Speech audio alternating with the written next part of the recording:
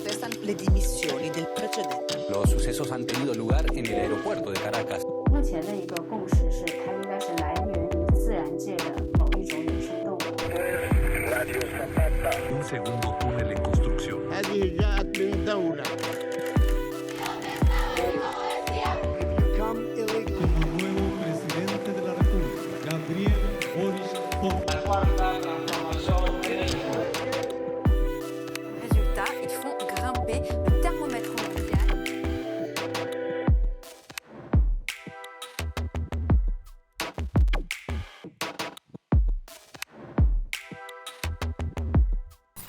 Muchas gracias por acompañarnos en esta ocasión en Mextranjeros, el programa donde corresponsales internacionales nos hablan sobre los temas que más nos interesan en el país. En esta ocasión nos hablarán sobre el TEMEC y la reforma eléctrica, Caro Quintero y la crisis climática.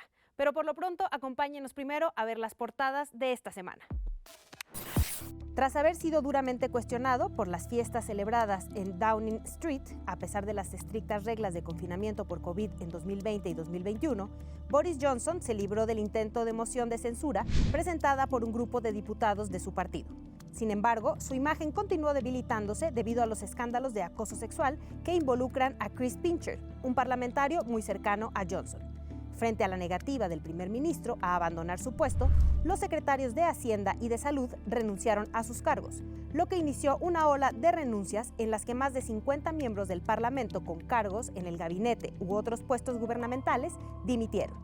Bajo la presión de las dimisiones masivas, Johnson anunció que permanecería en el cargo hasta que se designara a su reemplazo.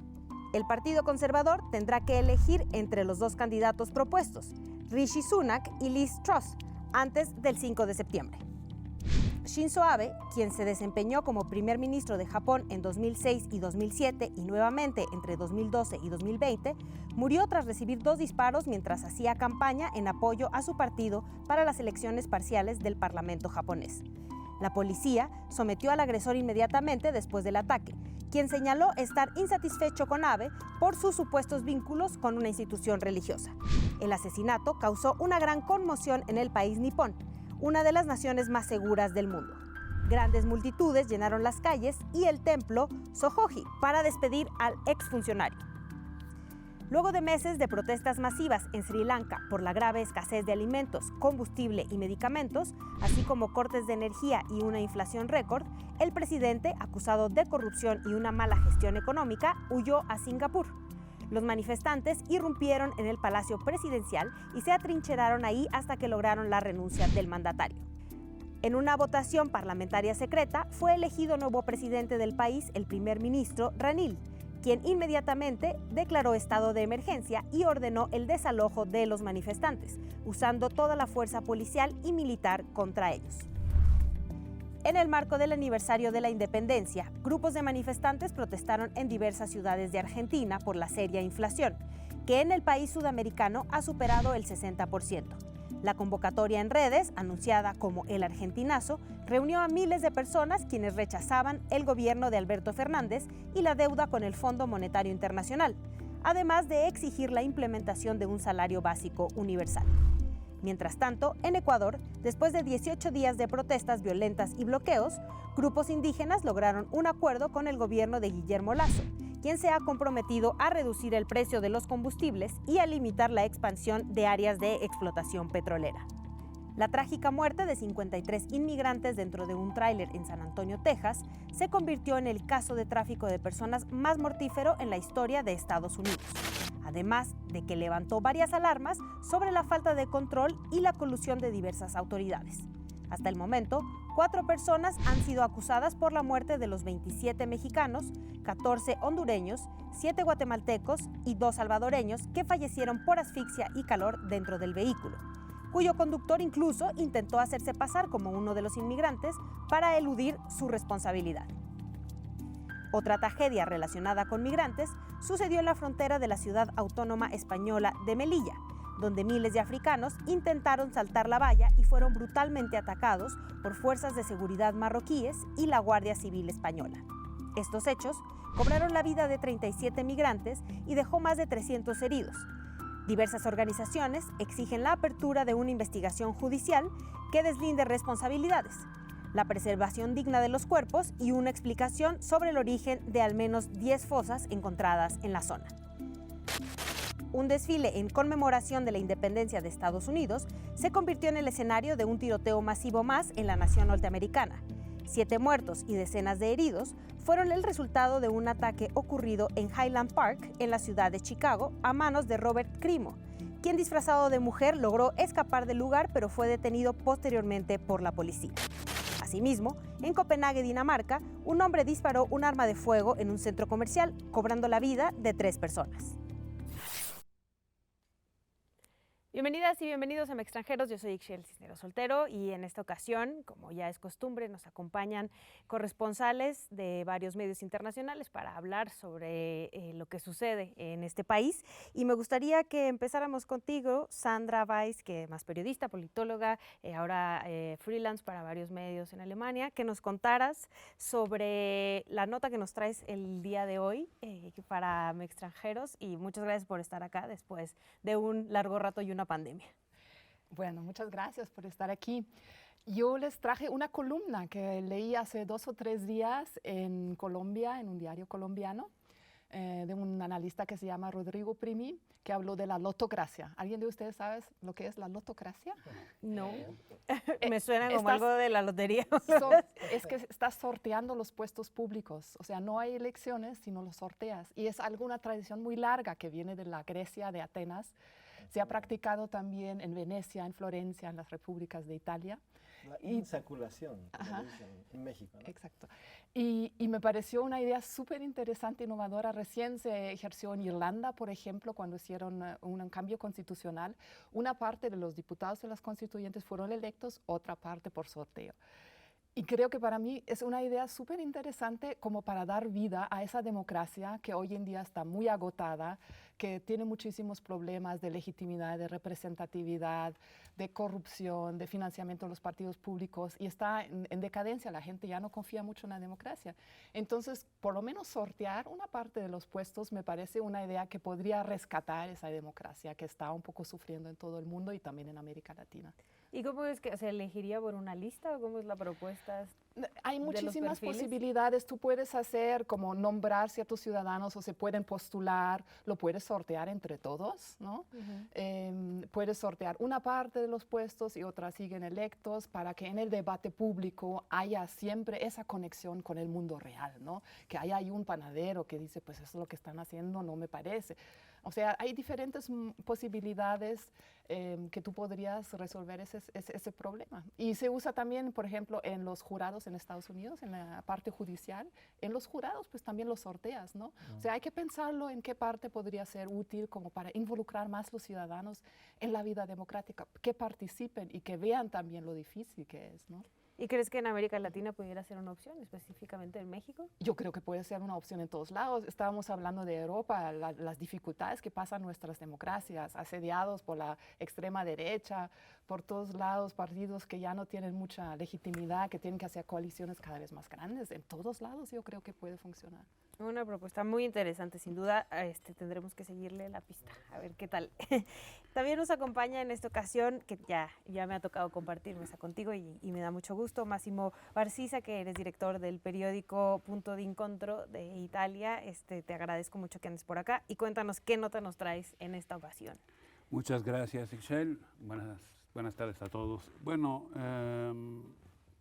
siguiendo con el tema de cómo se va desgastando el concepto de democracia y de representatividad de los pueblos, en Italia nuevamente tenemos una crisis de gobierno, lo cual evidentemente no ayuda en términos de lo que los italianos pueden percibir en términos de cómo se está desempeñando la clase política. Después de un gobierno de 1 año y medio que se había encomendado a Mario Draghi, el ex director del Banco Central Europeo,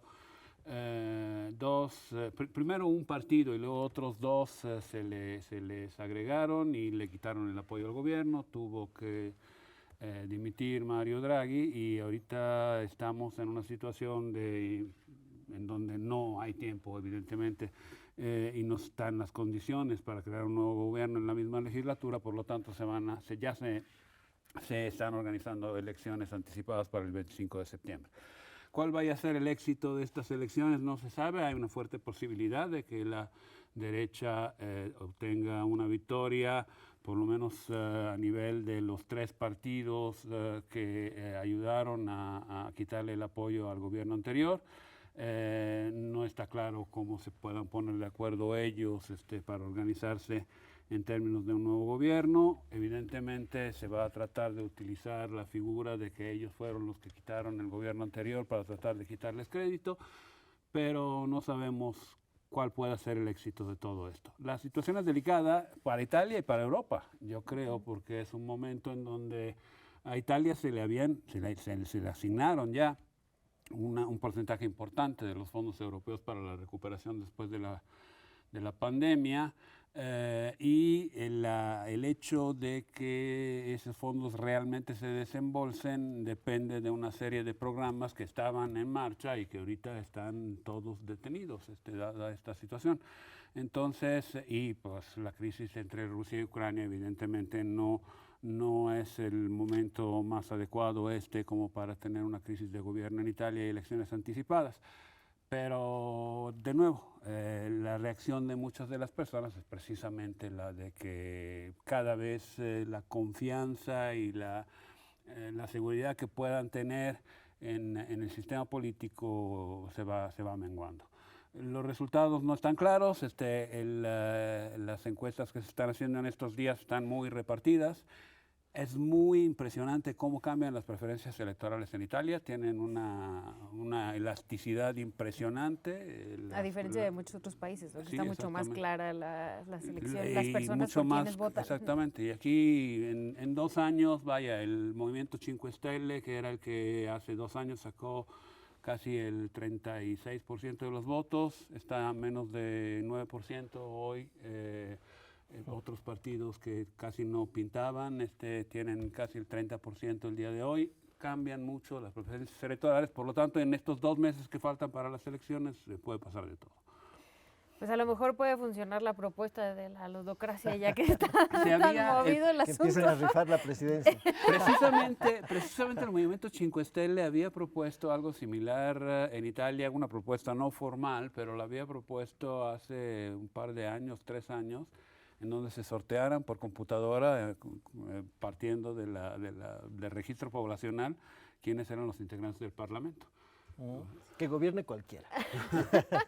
Pues le seguiremos la pista a lo que está sucediendo en Italia, porque como bien dices, no es el único movimiento que está pasando en este momento en Europa. Entonces, esto también acompañado de la crisis pospandémica, de la inflación, ¿no? y la guerra en Ucrania, pues es muy importante no perder de vista. Claro. Y también en esta ocasión nos acompaña Pablo Ferri, reportero del País, español, pero además también autor de varios libros. Uno de mis favoritos, ya lo habíamos platicado acá, de La Tropa. Y muchas gracias por estar acá nuevamente, Pablo. Cuéntanos un poquito la nota que nos traes el día de hoy. Bueno, pues hola, gracias a ustedes, encantado de que estemos todos aquí reunidos para platicar de lo que pasa. Pues yo pensaba ayer que me apetecía hablar de un caso que he podido seguir este año. Es un pueblo de Morelos que se llama Sosocotla, en el sur de Morelos, ya muy cerquita de Guerrero. Y desde hace 1 año y cacho hay un conflicto tremendo allí entre digamos, 2 facciones políticas que ha acabado, por lo menos momentáneamente, con el asesinato del alcalde en enero y con el asesinato del cuadro más importante de su equipo en marzo siguiente, o sea, en marzo pasado. Y esto, claro, dentro de en un contexto explosivo, en el sentido de que la cantidad de rumores que se manejan en uno y otro lado sobre lo que hace el otro grupo está generando una desconfianza brutal, y de alguna forma tiene que ver con lo que comentabas tú, Sandra, ¿no? Con el asunto del deterioro y la atrofia de la democracia, y cómo en pueblos pequeños se puede ver de una forma muy clara, ¿no? Cómo de repente ya no solo las instituciones que tienen que servir a los ciudadanos, las presidencias municipales, los cabildos, etcétera, sino todo el aparataje de justicia electoral que supone que tiene que velar porque estas instituciones funcionen. En el caso de Sosocotla, y es ilustrativo de otros muchos casos, claro, lo que hace es fomentar la desconfianza y la ruina del sistema de gobierno en el pueblo, ¿no? Y la verdad es que a mí me da mucha pena verlo, y sobre todo porque ahora se han quedado gobernando los que supuestamente habían estado detrás de estos 2 asesinatos, ¿no? Y, en fin, lo quería dejar ahí porque este año que viene y al siguiente, sobre todo, tenemos de nuevo elecciones en el pleno municipal, que son las que normalmente generan cantidad de violencia, porque es donde los grupos delictivos asociados con el poder político y económico tienen capacidad de incidencia, y esperemos que no veamos de nuevo cifras terribles como vimos en el 18 y también en el 21. Sí, un poco para allá iba mi pregunta hacia las agresiones y la violencia en contra de las personas que deciden, ¿no?, aventarse a ser las representantes sobre todo en estos pequeños municipios, que hubo mucha violencia política, muchos asesinatos, muchas agresiones, ¿no? Y claro, que vienen elecciones, y en estos municipios tan pequeños pues todavía suele ser mucho más clave. Sí, claro. O sea, normalmente se habla como en una lógica de no, es que el crimen organizado va a pedir cosas, ¿no? Y no siempre es así, ¿no? Es que el crimen organizado muchas veces depende de uno de los grupos políticos que tienen incidencia e importancia en los municipios, ¿no? Que es mucho más difícil que tengan capacidad de influir a un nivel estatal. Es más difícil que un candidato a gobernador tenga acuerdos con un grupo, más que nada porque tampoco es que los necesite, ¿no? Hay un poder económico importante casi en cualquier estado. Pero en los municipios sí, ¿no? Este pueblo que comentabas, Socotlán, tiene un presupuesto de 80 o 90 millones de pesos al año, y por eso están pegando. Claro. O sea, no hace falta que sean grandes presupuestos para generar grandes problemas de violencia. Muchas gracias, Pablo, por traernos este tema a la mesa. Y bueno, por último, pero no menos importante, está acá con nosotros Rafael Archondo, que además también nos acompaña en varias ocasiones, de Bolivia. Página 7 es el medio con el que trabajas, y además eres docente en la Universidad Ibero Puebla. Muchas gracias por andar por acá. Cuéntanos la nota que nos traes el día de hoy. Gracias, Itzel. Bueno, para no quedar desolados ni tristes, cerrando el bloque con algo de esperanza, pensaba yo, decir que en Colombia sí la democracia funciona mejor que una lotocracia. O sea, sí el pueblo colombiano decidió por Gustavo Petro. Había al principio muchas dudas, muchas angustias sobre lo que podía ser la llegada de un exguerrillero a la presidencia. Sin embargo, creo que ha habido varios síntomas de esperanza, en el sentido de que parece que va a ser un gobierno bastante abierto, bastante incluyente, un gobierno que va de alguna manera a retomar el camino de Juan Manuel Santos, ¿no?, que fue quien logró el acuerdo de paz con las FARC. Se dice incluso que el santismo es el que va a gobernar ahora con Petro, no tanto la izquierda tradicional colombiana, ¿no?, que estaba en el Polo, que estaba con Piedad Córdoba, sino más bien gente como Roy Barreras, que es ahora el presidente del Senado. Y yo creo que los anuncios que Petro ha hecho sobre su gabinete son también muy interesantes, ¿no? O sea, tiene personalidades de mucho peso en el gabinete: José Antonio Campo en finanzas, Durán Leiva, que es un señor muy importante para la Cancillería, es alguien que conoce perfectamente los procesos de paz y que los va a tratar de reencaminar, porque Duque los había dejado un poco en el olvido, ¿no? Iván Velázquez, ¿no? O sea, debería haber empezado por él, ¿no? O sea, yo soy fan de Iván Velázquez por todo lo que hizo en Guatemala, ¿no?, a cargo de la Comisión Internacional contra la Impunidad en Guatemala. O sea, removió y sacudió a la sociedad guatemalteca como nadie lo había hecho. Y ahora él va a ser el ministro de Defensa. O sea, yo, cada que anuncian algo del gabinete de Petro, estoy muy atento, porque creo que sí está haciendo un Dream Team, ¿no? Y bueno, esperemos que no le vaya tan mal como a Boric, ¿no? Yo estaba también muy entusiasmado aquí en Extranjeros por Boric, y parece que fue demasiado, ¿no?, mi entusiasmo. Espero que con Petro que todavía realmente calce. Sí, se camine hacia algo distinto. Así es. Igual está América Latina, ¿no?, que también se está moviendo, y lo mismo pasa en Europa ahora con muchos movimientos, pero también acá en América Latina.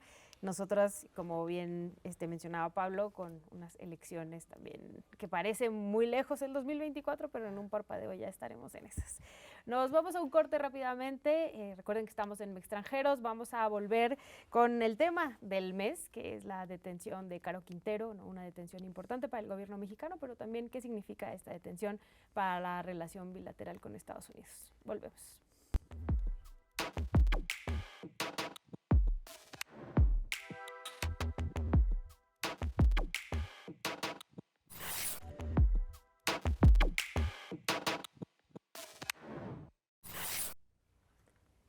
Regresamos a Extranjeros y como les habíamos prometido en el bloque anterior, en este hablaremos sobre la detención de Caro Quintero, ¿no? Uno de los criminales más buscados en Estados Unidos, pero también acá en México, que además salió hace algunos años por unos recovecos legales, le podemos llamar así. Pero justo Pablo Ferri nos puede explicar mucho más sobre el contexto y lo que significa el que se haya detenido a este integrante del crimen organizado. Bueno, Caro Quintero es uno de los narcotraficantes clásicos de la escuela Sinaloa, es uno de los integrantes de aquello que se dio por llamar Cártel de Guadalajara en los 80s, junto a Miguel Ángel Félix Gallardo y Ernesto Fonseca alias Don Neto. Fue detenido en México y cumplió condena en México durante más de 2 décadas hasta que lo liberaron en 2013 por el asesinato del agente de la DEA Enrique Camarena. Esto ocurrió en Guadalajara en el año 80 y no sé cuántos, ya no me acuerdo. Y claro, en Estados Unidos, precisamente porque asumen y lo acusan de haber asesinado a Camarena, es uno de los enemigos públicos más importantes que tiene el gobierno. De hecho, hace poco tiempo habían aumentado el monto de la recompensa que ofrecían por información que les pudiera llevar a encontrarle. El asunto aquí es que la detención ahora de Caro Quintero, hace cosa de una semana en la Sierra en Sinaloa, se supone que tiene que ver con un proceso nuevo que le han abierto en Estados Unidos, en la corte de Brooklyn, la misma que ha estado a cargo de las acusaciones contra Joaquín Guzmán Loera El Chapo o ahora contra Genaro García Luna, y tiene que ver en realidad con casos de tráfico de drogas desde que salió de la cárcel en adelante, ¿no? De 2015 a 2016 en adelante, ¿no?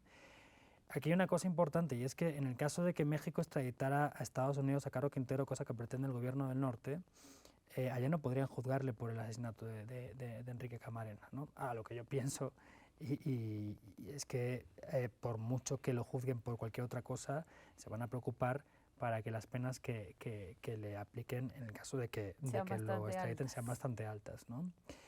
Ha sido interesante escuchar estos días el papel que habrían tenido las agencias de seguridad de Estados Unidos en la captura de Caro Quintero, ¿no? Hace varios días el presidente López Obrador planteaba en una de sus conferencias de prensa matutinas que en realidad ni la DEA ni ninguna agencia de Estados Unidos había tenido que ver en la captura de Caro Quintero, pero un reportaje que apareció este fin de semana en el Washington Post planteaba justamente lo contrario, ¿no? Decía que desde 2013, fecha en la que sale de prisión Caro Quintero, hasta 2022, ahora que lo han agarrado en estos 9 años, habían ocurrido 12 intentos fallidos para agarrar a Caro Quintero, y todos estos intentos partían de información que había obtenido la DEA de informantes aquí en México, informantes muchos de ellos, por no decir todos, cercanos o parte del núcleo familiar de Caro Quintero, ¿no?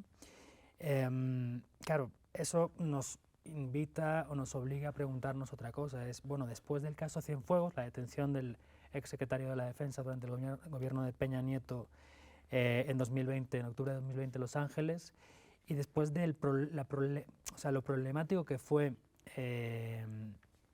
digamos, plantear un estatus aceptable para el gobierno actual de los agentes de seguridad extranjeras en México, en concreto los Estados Unidos, qué tipo de actuación iban a tener desde entonces y qué tipo de actuación han tenido en la de Caro Quintero. Hay un libro que acaba de aparecer ahora, lo escribe Carlos Pérez Ricart, y habla de la historia de la presencia de los agentes antidroga de Estados Unidos, en concreto en México, y empieza con una anécdota, y acabo, que cuenta que en 2014 un agente de la DEA, Víctor Vázquez, estuvo empotrado en el equipo de marinos que estaba buscando al Chapo Guzmán en Sinaloa, ¿no?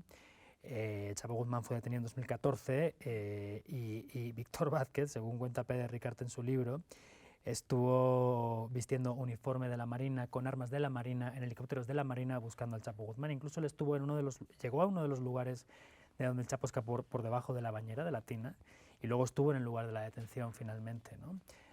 Esto es en 2014, y en esa época Caro Quintero ya estaba fuera. Quiero decir, ¿es posible que estuviera ocurriendo en alguno de los 12 intentos fallidos que reveló el Washington Post de atrapar a Caro Quintero que hubo estos años? Pues es posible, ¿por qué no? Si pasó con el Chapo Guzmán, ¿por qué no con Caro Quintero? Podría ocurrir, tendrían que aclararlo, pero seguramente no lo harán. Justo para allá era mi pregunta, ¿no? El presidente ha salido a decir que le incomoda bastante, ¿no?, la presencia de estos agentes estadounidenses en México, ¿no? Y varias veces incluso salir a decir que no es verdad, que no estuvieron involucrados, no solo en este caso, sino en otros. Y esto, ¿cómo ven, ¿no?, la relación con Estados Unidos específicamente después de esta detención, pero también de otras que ha habido? Yo tengo ahí una duda, no sé si se puede comparar al Chapo con Caro Quintero, ¿no? O sea, la forma en que lo detienen sin disparar un tiro, de una forma absolutamente, detrás de unos matorrales casi. Al Chapo tampoco. Aparentemente, sí, evidentemente, pero, o sea, uno pensaría, el narco de narcos, ¿no? Pues, ¿por qué no está siquiera con un guardaespaldas, no? Es decir, ahí me lleno de dudas sobre el hecho de si realmente Caro Quintero tenía un papel importante todavía en la estructura delincuencial o no.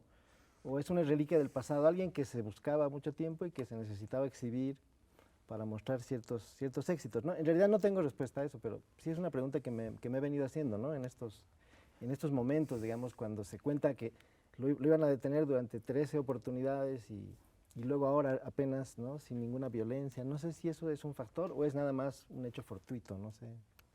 Yo creo que se ha manejado... Perdón. No.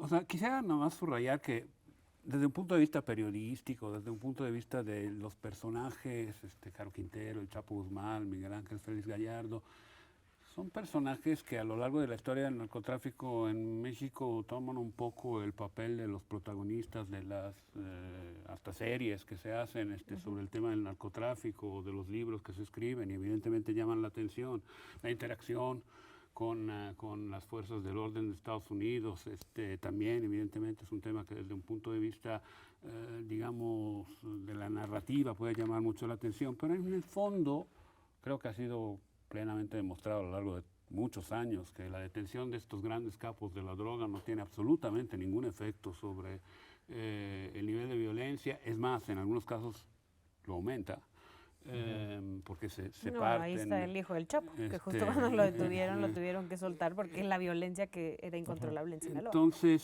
sí, es interesante seguir la noticia, es preocupante que si todavía tenía una presencia, esto pueda en todo caso disparar más violencia, más que eliminarla, aunque también hay opiniones encontradas a ese respecto. Pero en el fondo creo que el tema sobre la estructura del mercado del narcotráfico en México y en Estados Unidos está basada en una serie de supuestos y estructuras básicas que deben de ser atacadas desde el fondo, que es un poco el planteamiento que también ha hecho este gobierno, no necesariamente lo está haciendo de la manera más correcta, pero no siento, y creo que es bastante obvio que el camino de detener los capos pueda ser la solución a este problema en el largo plazo. Yo creo que en el fondo es algo muy simbólico, ¿no? O sea, ocurrió pocos días después de la visita a Washington de AMLO, que todavía no sabemos que habló con Kamala Harris, que hay versiones que le dijo, sabemos dónde está ese señor, por favor. y hay cosas interesantes, ¿no? Por primera vez otra vez regresa la Marina con la operatividad que tuvo la Marina en el gobierno anterior, justamente para agarrar a los capos. Hay unas cosas, después la DEA sale diciendo, pues nosotros colaboramos, después retira el comunicado, o sea, hay algunas cosas que ahí le dice uno que la visita tiene algo que ver, ¿no? Y es algo sobre todo simbólico, ¿no? Yo creo que para los Estados Unidos era importante, era un símbolo, para AMLO era también entregarle algo a los Estados Unidos después de una relación muy complicada, de una visita bastante... diferente, podemos decir. Ya, digamos, y complicada también, que no salió mucho lo esperado del gobierno. Entonces, eso por lo menos es más un mensaje. Es más simbólico, yo creo, en la relación bilateral que realmente concreto en el narcotráfico. Así lo veo yo. Tenemos un par de minutos. ¿Cómo verías, o sea, de aquí al futuro, si se les va a extraditar? O sea, ¿cómo verías este análisis y si significa algo o no? Sí, vamos, yo no creo que haya... O sea, ninguna traba importante para la extradición. Vaya, al final es una decisión ejecutiva. Se ha hablado mucho de que tiene que haber un juicio de extradición y no sé qué, pero en realidad es un trámite legal que en ningún caso deja la decisión de si se extradita o no a ningún juez, ¿no? Es una decisión puramente del Ejecutivo y no habría ningún motivo para que no lo hicieran, ¿no? Ahora, yo lo que sí creo es que habría que pensar que igual no es tan simbólico, ¿no? No quiero decir que la estructura que manejara Caro Quintero o que se manejara alrededor suyo, porque no sé qué grado de jerarquía tenía él, quizá si fuera importante, por lo menos desde el punto de vista de generación de violencia, ¿no? Estamos viendo, por ejemplo, que en Sonora desde hace 2, 3 años, quizá 4, ha habido una descomposición bastante bruta en algunos municipios, ¿no?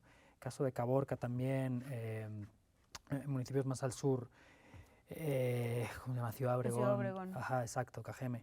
Y por lo que se ha publicado a modo de filtraciones en la prensa estos días, de lo que supuestamente aparece en la investigación que manejan los fiscales de la Corte de Brooklyn, es que él o su estructura, o una estructura que dependía más o menos de él, con un grado de dependencia que no está nada claro, por supuesto, estaba funcionando en esa zona, ¿no? Entendemos que con la intención de traficar metanfetamina y fentanilo al norte, principalmente. Entonces, bueno, ¿qué tan importante era su negocio del narcotráfico? No se sabe, evidentemente. ¿Qué tan importante era la capacidad, o qué tanta capacidad de fuego y qué tan violentos eran las células que mantenían algún tipo de relación con él y con su nombre? Eso tampoco se sabe mucho, pero por el incremento de la violencia en los últimos años en la zona podría ser que bastante. ¿Qué va a pasar ahora? No sé. Pero es probable, como decía Máximo, ¿no? que la captura de capos muchas veces no generan el fin de la violencia, sino que generan un reacomodo. Unos rompimientos y reacomodos de los cárteles. Sí, ocurrió, por ejemplo, detuvieron al Marro ahí en Guanajuato hace también año y medio, y la violencia en la zona ha seguido exactamente igual, ¿no? En la zona esta de Santa Rosa de Lima, Salamanca, donde está la refinería, Celaya, por supuesto también, Irapuato, Salvatierra, todos estos pueblos, ha sido terrible, ¿no? Y agarraron al jefe de uno de los grupos, ¿no? que en teoría debía invitar a los que quedaban a bajarse del caballo y decir, bueno, vamos a parar un rato, y no. Ay, bueno, nos tenemos que ir al siguiente bloque, donde además vamos a hablar sobre el TEMEC y además sobre esta crisis diplomática. Volvemos nuevamente con las crisis diplomáticas entre México y Estados Unidos, que ha surgido, ¿no?, por el TEMEC, y ahora incluso también ya Canadá metió su cuchara. Así que nos vamos rápido a un corte, pero volvemos con este tema en el siguiente bloque. Regresamos.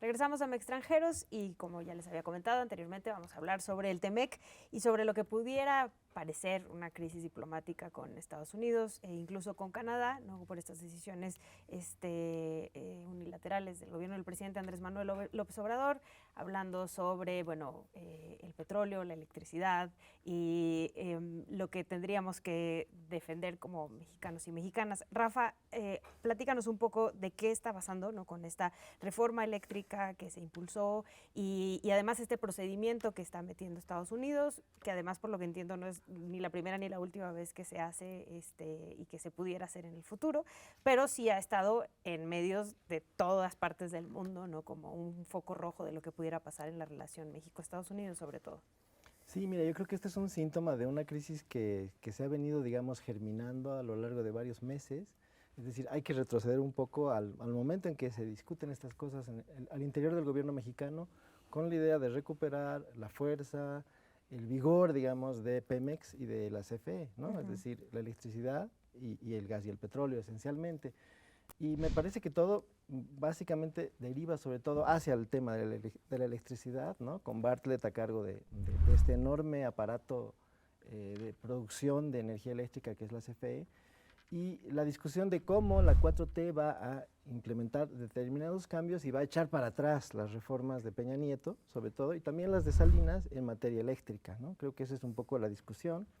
El gobierno encuentra dos caminos, dos vías, ¿no? Por un lado, la reforma o el cambio en la ley de industria eléctrica, que es lo que efectivamente ha conseguido, y la otra opción, obviamente, fue la fallida reforma constitucional, ¿no?, para hacer que la CFE entrara con más fuerza a dominar en el área, ¿no?, en el sector, digamos así.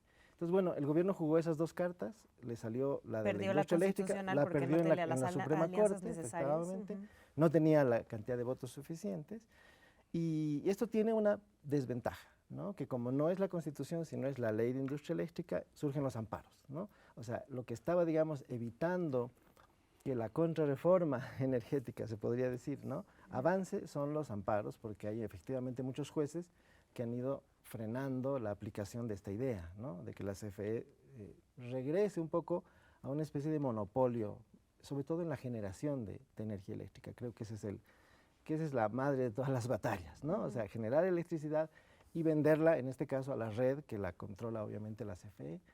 Y bueno, para hacerlo rápido, yo pienso que aquí la discusión está básicamente en si se han o no violado los derechos de algunas industrias o algunas empresas privadas, europeas y estadounidenses, eventualmente, no sé si habrá algo de Canadá, ¿no? En el marco, digamos así, de esta lucha por hacer negocios en el mundo de la generación de la electricidad, ¿no? Yo siento que incluso las reformas que se han hecho hasta aquí no violan, ¿no? Específicamente los derechos de las empresas, ¿no? Lo que podría ser, digamos, objeto de apelación y de discusión dentro del TEMEC, ¿no? Que las empresas estadounidenses o canadienses digan, nos han tratado de forma, digamos, discriminatoria, que eso es lo que están queriendo en este momento introducir. Yo hacía que se le está dando puerta abierta a CFE, ¿no? Sobre ellas es lo que está. ¿No? Entonces yo, para cerrar, diría que explícitamente no van a encontrar ninguna norma que las discrimine, ¿no? Lo que sí van a encontrar es un tope, el 46% de la generación de energía eléctrica en México puede provenir de fuentes privadas. Eso es lo que la última reforma ha establecido, ¿no? Hasta ese momento era el 42% ya. O sea, con las reformas de Peña Nieto, la generación de energía eléctrica privada había crecido al 42% y se dice que en 7 años más los privados iban a superar a CFE, ¿no? Entonces, lo que ha hecho López Obrador es poner un freno y poner un tope, ¿no? O sea, ya no vamos a dejar que crezcan más y si crecen no van a pasar del 46. Ese es, digamos, el elemento central y ese es seguramente el motivo de queja, ¿no? Que dirán, o sea, aquí la empresa estatal, digamos, o gubernamental tiene 56%, ¿no? De monopolio o de pseudo monopolio, y eso es lo que ellos podrían considerar discriminatorio, pero habrá que ver cómo se define esto en las instancias del TEMEC, ¿no? Que seguramente son muy técnicas y habrá que estudiar un poco mejor cómo se argumenta en ese terreno. Ahora, yo creo que la esencia de cualquier tratado comercial de libre comercio, y mientras más amplio y más profundo sea, es precisamente eliminar distorsiones, eliminar protecciones, eliminar tarifas. Y la relación entre México, Estados Unidos y Canadá se estaba moviendo en esos términos. Aún después de la entrada en juego de Trump en la administración pasada, realmente no cambió nada. Es más, hubo beneficios adicionales que favorecieron, por ejemplo, en algunos sectores, algunas zonas geográficas a la clase trabajadora para evitar que se le pagara demasiado poco. Y sí siento que en este momento las modificaciones que se hicieron sí van totalmente en contra de contratos que ya estaban firmados, de acuerdos que ya estaban tomados, de presencia de empresas extranjeras que ya estaban en México, y que, por ejemplo, tuvieron que detener sus pruebas de plantas eólicas. Iberdrola es el ejemplo. Enel, italiana también. Y todo esto, además, si tuviese una explicación sensata, a lo mejor podría ser defendido. Pero el decir, quiero que el sector público en la generación de energía sea más fuerte que antes, porque sí, ese porque sí que no tiene ninguna explicación clara, está muy difícil, según yo, de defender. Yo entiendo que un sector público deba entrar en juego. Vaya, es el caso se ha hablado mucho de Altán Redes últimamente, de esta compañía que está construyendo la red, de la infraestructura de Internet en México que todavía no existe, porque evidentemente hay tareas que necesitan del apoyo gubernamental, porque no son rentables en el corto plazo. Pero la generación de energía en un país como México, que está creciendo, es rentable por definición, siempre y cuando se produzca en forma eficiente. Y el darle prioridad, un porcentaje de entrada por ley más alto del mercado, o sea, no está abierto a la competencia, sino que se fijan los porcentajes por ley, Yo creo que en el ámbito del Tratado de Libre Comercio sí es muy difícil. Pero, de y sobre defender. todo, o sea, lo que los opositores y las opositoras ponen sobre la mesa es ¿por qué firmas un tratado de libre comercio que según tú viola la soberanía energética, ¿no? Porque al final el gobierno de Andrés Manuel también estuvo en esa negociación. Es que ¿no? ese término también de la soberanía, ¿qué significa hoy en día en un mundo globalizado, en una economía que mueve 2.000 millones de dólares por la frontera diario? O sea, ¿qué significa? Donde tienes cadenas de producción. O sea, evidentemente tienes que tratar de integrar.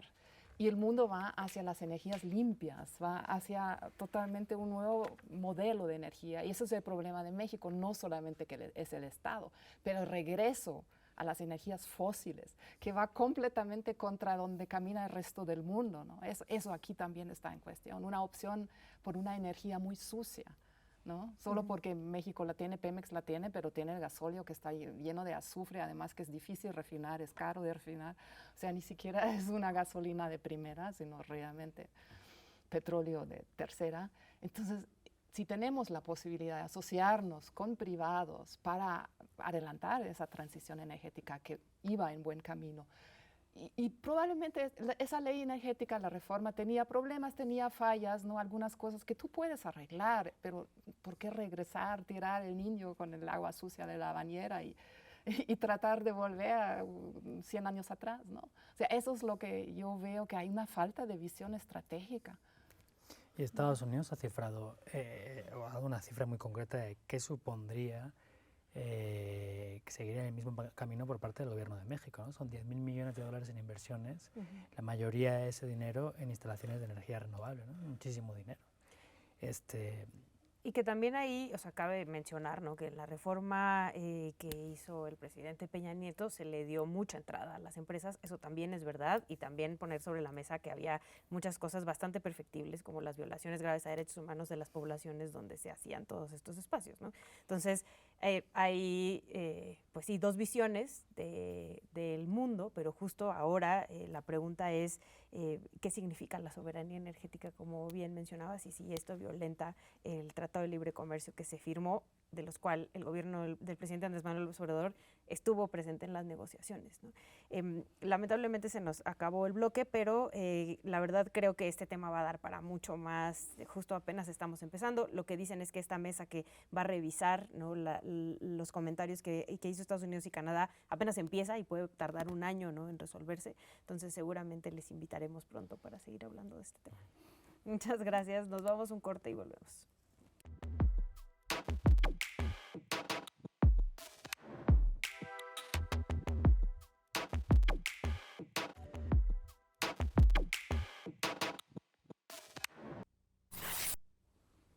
Continuamos en Extranjeros y el cierre del bloque anterior nos da paso, ¿no? Hablando de toda la energía limpia que le llaman, a lo que está sucediendo en Europa, ¿no? El tema internacional para el día de hoy, esta llamada canícula, que es, se han visto temperaturas y además los han roto, ¿no? Diariamente rompen en varias ciudades el récord del calor, ¿no? Y me gustaría que, evidentemente, quienes han vivido en Europa nos cuenten un poco sobre lo que está pasando por allá. Bueno, evidentemente lo que acabas de decir, Ixchel, el calor que se está viviendo es impresionante. No solo el calor, fenómenos meteorológicos que no se habían visto antes, sequías. Tengo datos de Italia, pero una tercera parte de las provincias italianas ya han declarado emergencia por sequías. Mucho más de las que se han... En México a lo mejor el territorio es más amplio, pero de las zonas afectadas, pero en términos de los municipios mexicanos es el 7%. En México, en Italia estamos hablando arriba del 30% de las provincias italianas que ya están experimentando situaciones muy graves. Ahora, todo esto y no es el primer verano en donde sucede, ya había pasado en veranos anteriores, pero estamos viendo cada vez más el efecto de lo que ya hemos hecho como especie humana, de crear gases a efecto invernaderos que están en la atmósfera y que evidentemente están reteniendo el calor y provocando una serie de efectos a nivel global. Estuve hace pocos días en una conferencia en donde un científico italiano que hace parte del grupo de la ONU que está evaluando esta situación, estaba diciendo que pues tenemos una situación en donde ya no podemos evitar a futuro, aun cuando efectos negativos, aun cuando por arte de magia hoy en día lográramos eliminar todas las emisiones que existen en el planeta Tierra, de todas maneras sufriríamos los efectos en los siguientes 20, 30, 40, 50 años y efectos cada vez peores porque lo que hicimos ya es irreversible.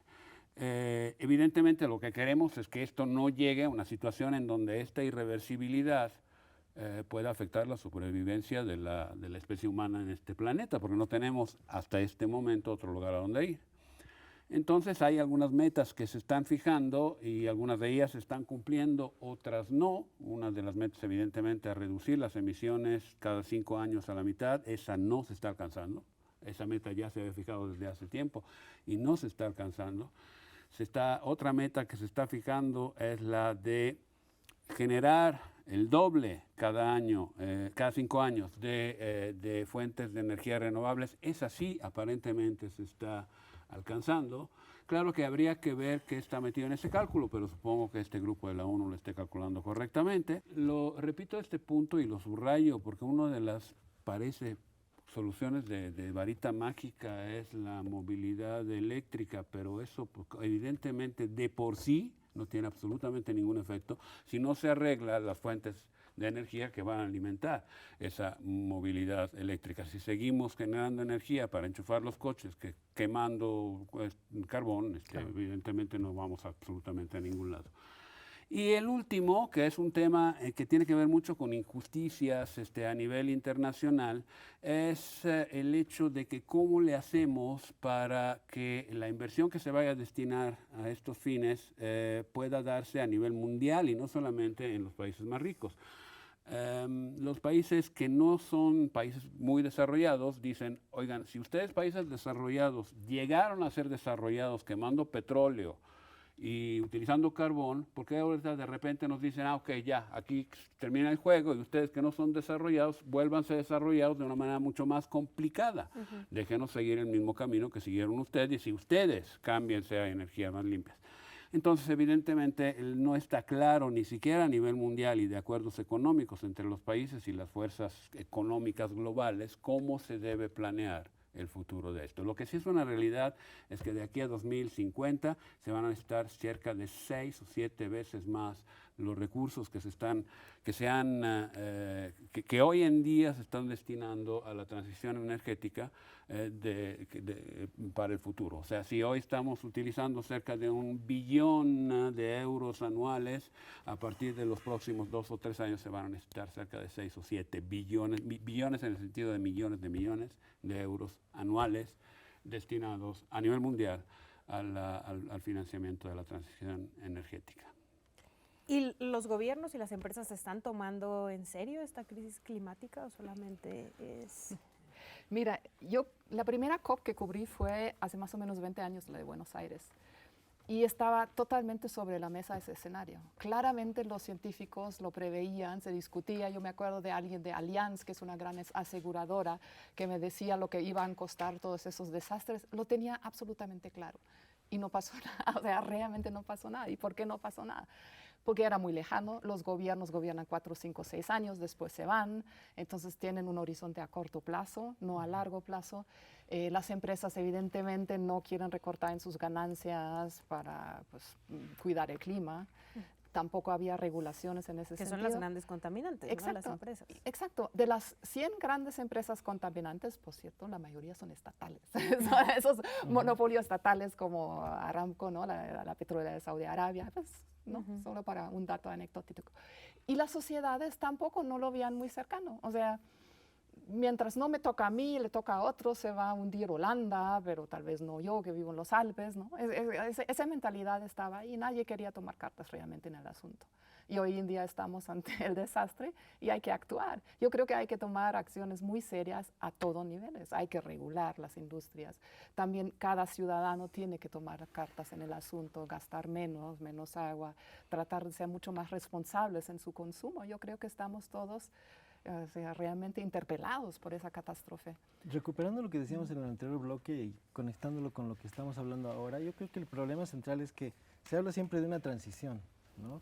Y uno hace una transición cuando ve que del otro lado, en la otra orilla, hay algo mejor, ¿no? Es decir, cuando uno siente que puede abandonar lo que tiene porque va a recibir algo mejor a cambio, en cierto sentido, ¿no? Y creo que ese es el grave problema, que la otra orilla todavía no está lista, ¿no? Que como decía Máximo, hay cosas que no están todavía, digamos, completas como para ser tan atractivas como las energías fósiles, ¿no? Entonces, efectivamente, si tú produces electricidad generando más gases, pues no has logrado avanzar en lo más mínimo, ¿no? Y creo que en general eso es lo que sucede. Por ejemplo, en el caso de la reforma eléctrica en México, uno de los grandes argumentos para sacar a los privados, digamos, del ámbito y dejar a la CFE con el monopolio consolidado es que la energía limpia que producen muchas empresas privadas en ciertos casos no tiene, digamos, las características para entrar a la red, o sea, no tiene esa continuidad, ¿no?, que tiene la energía producida de otras maneras, ¿no?, de manera sucia. Ah, pero eso es un pretexto. Hoy tienes claro, los smart grids, lo puedes regular. Por supuesto, no hay problema. pero exactamente. Pero utilizando ese pretexto se dice, bueno, esta es limpia, pero no es tan buena como la otra, ¿no? Entonces no podemos, la CFE no puede cargar con eso porque corre riesgo, ¿no? Porque puede haber apagones. El desabasto. ¿no? Claro, exactamente. Y entonces, y ve muy mal que se abastezcan las empresas a sí mismas, ¿no? Esas sociedades de autoabasto que se han criticado tanto de la reforma eléctrica son vistas como fraudulentas, ¿no? Así se las ha calificado. Pero entonces no existen ni la paciencia ni el interés por hacer que si la otra orilla no está completa, igual transites, de todas maneras transites, porque el clima está destruyéndonos, o sea, nos va a matar. Pero todavía queremos que el auto eléctrico sea más barato que el otro, ¿no? Seguimos subvencionando las energías fósiles, seguimos poniendo estos pretextos para decir, no, esta energía limpia no es tan buena como la otra, y con esos argumentos es que la transición no termina finalmente de realizarse. Creo que ahí está el problema básico en este caso. Estaba justo pensando en España, ¿no? Porque una de las ventajas que se tienen allí es que el desarrollo de las energías renovables ha sido bastante alto en los últimos años, ¿no? De tal manera que incluso ahora con la crisis energética derivada de la guerra de Ucrania, el sufrimiento, digamos, al menos desde un punto de vista político, no va a ser tanto, ¿no? Claro, el reverso de la moneda es que el consumidor paga, y pagan unas facturas de luz, pero tremendas, ¿no? Del orden de los cientos de euros por familia cada mes. Pero bueno, en fin, supongo que eso también tiene que ver porque el mercado allá tiene más que ver con la iniciativa privada que con la pública, ¿no? Todos los proveedores de electricidad son privados.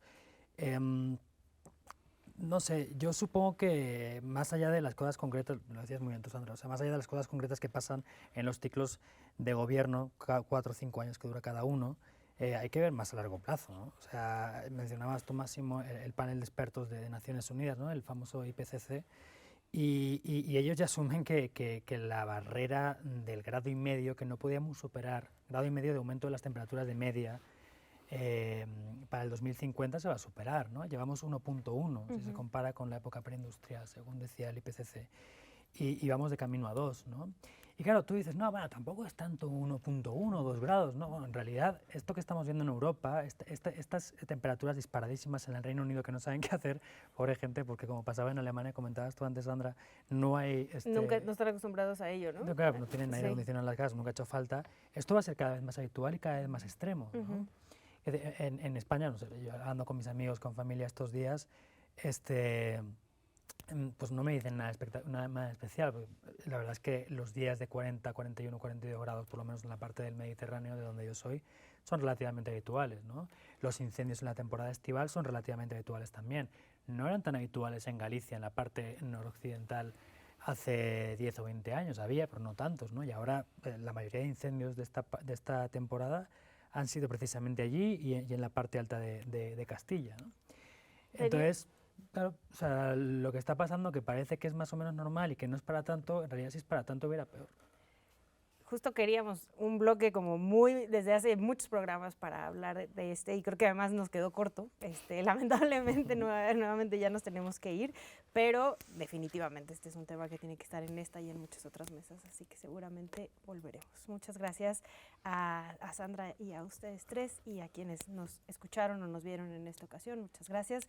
La próxima vez regresa mi compañera Yael Weiss con ustedes y nosotros nos vemos en 2 meses más. Cuídense mucho. Hasta luego.